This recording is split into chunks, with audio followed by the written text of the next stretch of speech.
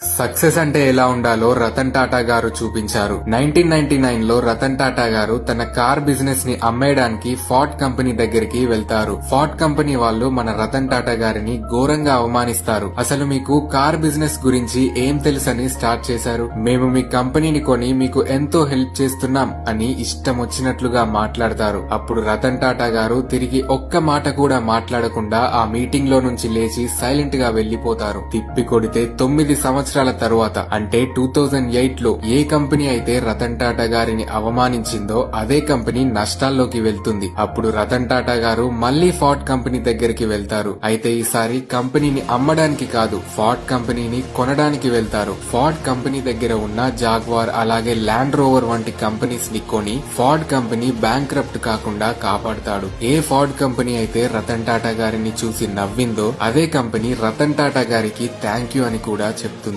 నిజమైన సక్సెస్ అంటే ఇదే కదా, మనల్ని చూసి నవ్విన వారు అలాగే మన వల్ల ఏమవుతుంది అని అన్నవారితోనే సలాం కొట్టేలా చేయాలి.